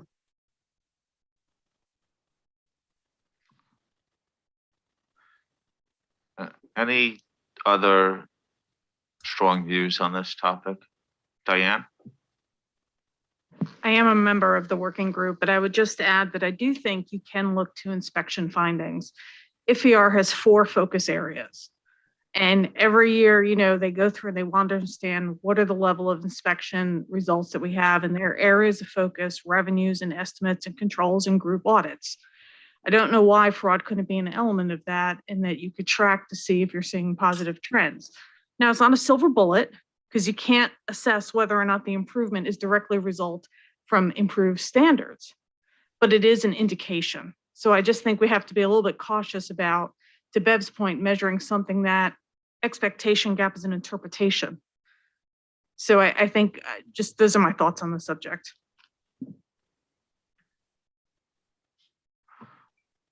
Okay.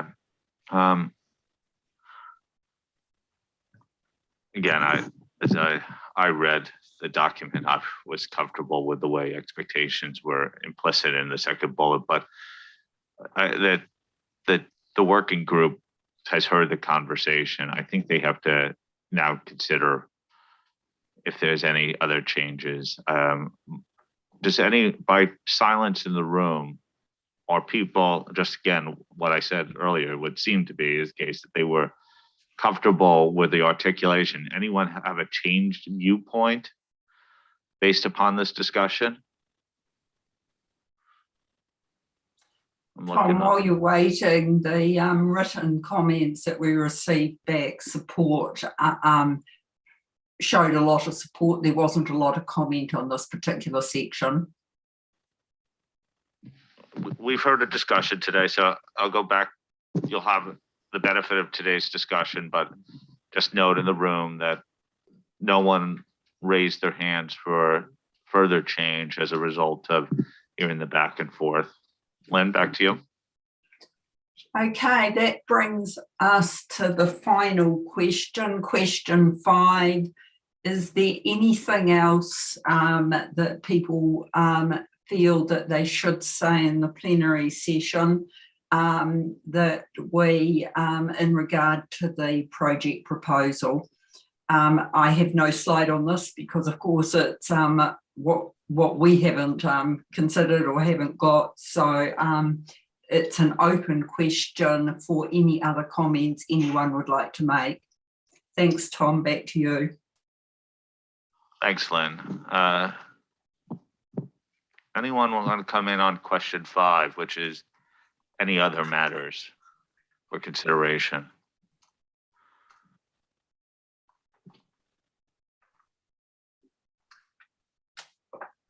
I don't see any hands up when I'll give it 2 more seconds. Okay.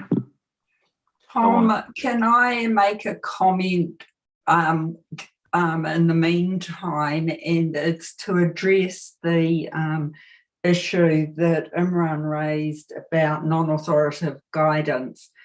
And as Vili said, we had a working group meeting this morning, and we had another look at the non-authoritative guidance. And I'd just like to give an update to give some context to people when they're reading the turnaround document.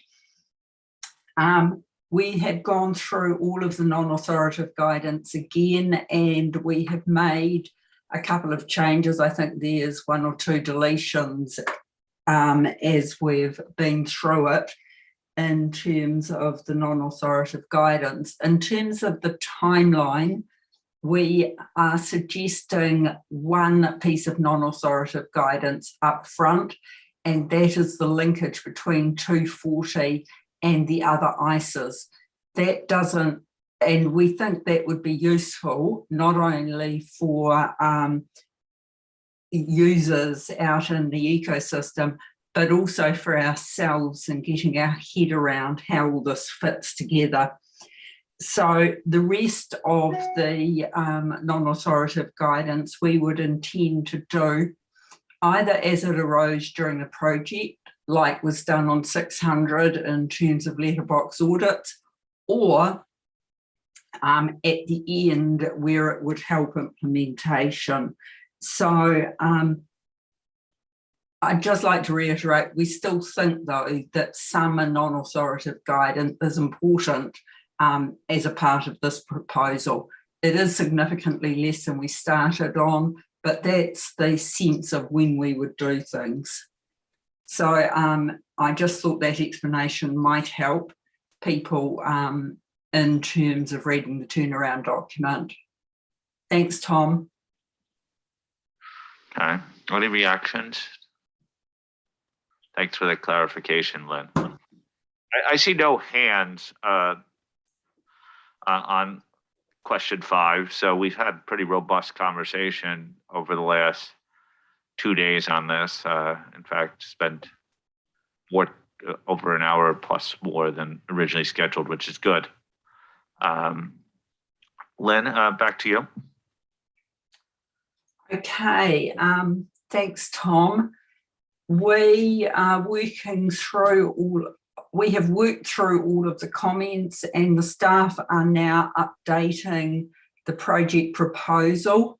It may look like there are a lot of changes. They are largely improving the wording rather than changing the concepts underlying the project proposal.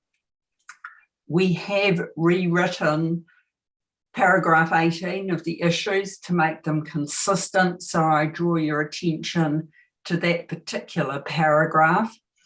You will get the turnaround document by lunchtime Friday, New York time, and we ask if you do have a fatal flaw. This is the final document. We have considered all the comments. If there is a fatal flaw, that you let us know as soon as possible. Other than that, we will be putting that project proposal to the board for approval next Tuesday for me, Monday for you.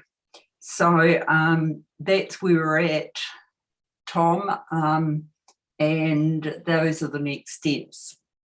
Thank you. Okay. Billy, you'd like to come in on the process? Yes, Tom, I just wanted to add to what Lynn has said.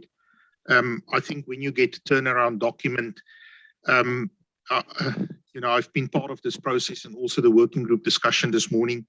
We really did look at every one of the 371 comments that we received, and we have updated those throughout. So you probably will find it in some instances difficult to find your specific comment being picked up. But remember, there were also themes coming through. So we have updated the document throughout, and you will probably see changes on every single page. But I do also want to give you the assurance that even when we were working through the comments this morning, the working group have been making notes, because some of the comments got into a lot of granular detail for a project proposal, but we also didn't want to lose the input and the feedback that we received. So that will certainly still feed into the project as we go forward. Thank you. Okay. So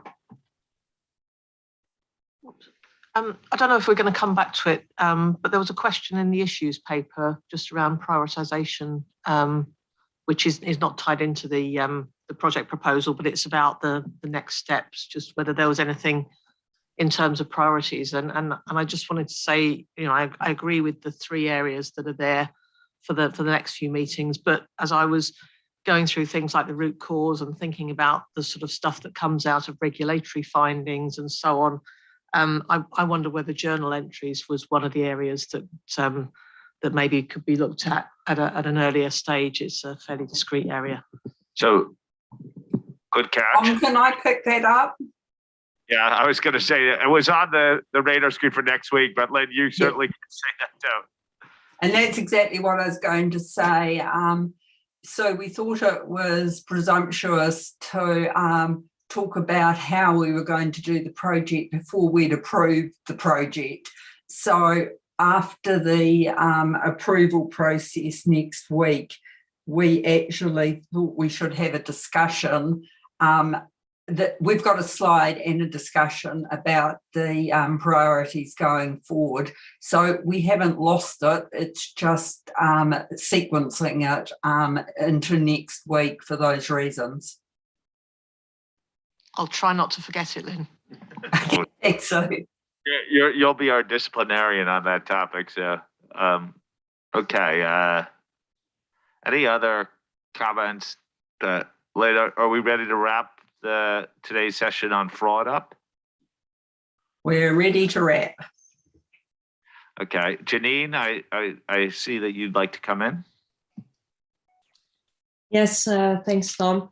Yeah, I don't know if this is the right timing. It's the first time I observe a IAASB meeting, and since you're gonna work further on the comments and on the next final draft of the project plan, I thought it might be good maybe to give some of my and PIB's perspectives, and also some personal thoughts I had, because I thought the discussions very interesting yesterday and today. I listened to the comments that were made, and I also thought about this topic that is, I think one of the most important topics when you look at the expectation gap, as was referred to, which is partly performance gap, but also partly really about the expectations that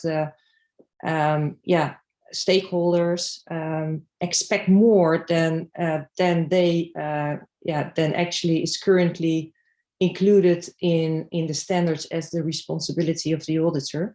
So there are two aspects, but I think both should be addressed in this project plan. So I'd like to make some remarks, and I'm gonna look at my notes because I don't want to forget anything. So from a public interest perspective, I welcome the project on fraud very much, and well, because it's a very important topic for narrowing the expectation gap. And I thought it very interesting to read the papers for this meeting, work done, and outcomes of the root cause analysis by the task force. Very interesting. And I was also level of support during today and yesterday's discussions, in particular about overall the project proposal. And yeah, the agenda items were discussed with all members, given sufficient time to raise their comments. So that's also good to note. Clarifying the role of the auditor in relation to fraud and more transparency in reporting and communications are important aspects of this project, also in view of managing public expectations around fraud going forward. In relation to strengthening the responsibility of the auditor for detecting fraud and consequently for strengthening the audit approach itself, I would like to encourage the IAASB to keep an open mind and think out of the box in exploring responses to the identified issues from the root cause analysis, which could go even beyond the current standards and practices in the audit firms, and should not only focus on ISA 240, but on strengthening requirements that drive significant changes in the behavior of the auditors throughout the whole audit process. And this includes then, of course, professional skepticism and professional judgment. When I was thinking about the ultimate objective of narrowing the expectation gap, I thought that for the project, it's also important to already think ahead how to explain how the eventual outcome of this project will actually address the expectation gap. And this may not be very easy. And please allow me to share some of my thinking based on the comments I heard over the last days about also in relation to narrowing the expectation gap, terms that I heard like the inherent limitations, and some other topics. I would like to encourage you from a more conceptual point of view to also reflect on the audit risk model when designing specific responses to the identified issues throughout the project. The objective of the fraud project is that audit risk for detecting fraud is at an acceptably low level, and as such that no clean opinions are given whilst there are material misstatements due to fraud. I would like to encourage you to involve all elements of the audit risk model in this project. So inherent risk, internal control risk, and detection risk, and to consider how these interrelate given the current audit approach practices in the firms. For instance, is there a difference in inherent risk when it comes to fraud opposed to errors, which justifies emphasizing in the standards inherent limitations? Or should this be compensated by lowering internal control risk and lowering detection risk as per the audit risk model? Inherent audit limitations, as you know, the PIB published that in its public interest issue statement, should, in our view, not be perceived as diminishing auditors' responsibility to detect fraud. And what about the current trend in audit approaches stimulated by the use of new technology like data analytics to move more and more to a substantive testing approach, with often only testing the design and existence of internal controls? This triggers the question whether such approach provides the same high level of assurance, which it should, but given the remaining higher audit risk of such approach compared to also testing the operating effectiveness of internal controls as part of the audit approach. The audit risk may become higher even when the internal controls and general IT controls are weak or inadequate, but a clean opinion is issued based on the substantive testing outcomes, whilst the risk profile of the company, including the risk of fraud and management override of internal controls, are relatively high as well. I was also thinking that inherent and internal control risk are very much linked to elements of the fraud triangle, in particular the opportunity and pressure or incentives that could play a role in committing fraud also by management. And lastly, I think, as I said before, that this audit risk model could also support the thinking about communicating how the outcome of this project years from now, but would really in practice strengthen the detection of fraud, and how the proposed changes to relevant standards would lower the detection risk and ensure a low audit risk. And it also could help to point the role that others in the financial ecosystem have to play. For instance, accountants in business or those charged with governance when it comes to internal control environments in companies.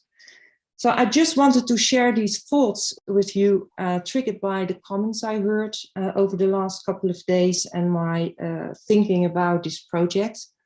As you heard, I also would like to see that also part of the performance gap could be somehow addressed through strengthening of the standards. There are certain red lines maybe that should not be crossed in practice. Are they clear enough in the standards? Those things could be considered maybe.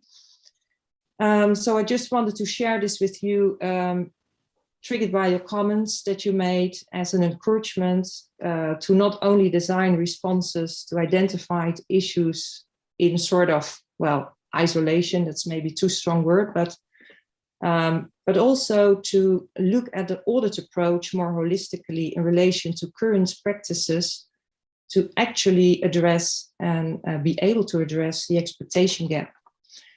Well, having said all of this, I'm very supportive of this project, which is a very important project, as I've said before a couple of times. It's maybe one of the most important ones currently. Well, I'd like to thank you for all the good work to date. And so far, I'm looking forward to the next draft and final draft of the project plan. So thank you. Thank you, Janine, and thank you for expressing the PIOB's support for the project and our efforts to identify the public interest objectives of this project up front. I'm sure that the working group and soon to be task force has taken note of your comments, and what I feel some comfort is that I believe most of what you said is encompassed in the issues that are outlined in the document already. Any other comments on the fraud discussion? Len, did you want to highlight what's happening on 600 for the board next? Yeah, thank you, Tom. Good to have an opportunity to turn to something less intense. On 600, really appreciate all the comments we heard on Monday. The task force had a couple of meetings and the staff had work around the clock. We actually have the printed copy of the turnaround document sitting next to Hankin, so grab one for your leisure reading tonight. And we withheld the email until a few minutes ago because we didn't want you to be distracted from the fraud discussion earlier. So you'll see the soft copy in your email box. So we're going to be very targeted. So tomorrow we'll be focusing on the introduction, objective, definition, and requirements. We are addressing those comments were raised at a plenary session on Monday. So only those ones you help us providing helpful input and directions on some of the key areas. We also selected a few application material paragraphs based on the nature of comments. Also, there might be a few paragraphs in the application material that several board members raised them. And also a few paragraphs where we made changes might have impact on other paragraphs. So those are also included. So all the changes are highlighting the soft copy you just received also in the printout. So apology for creating more work for you. And we are looking forward to get your comments tomorrow in our board section. Turn back to you, Tom. Thank you, Len. Any questions? I see none on the Zoom. What I want to do is close the public session now. We just have one administrative announcement to make to our members on Zoom as well as in the room. So Zoom participants, don't jump off, but could we close the YouTube broadcast?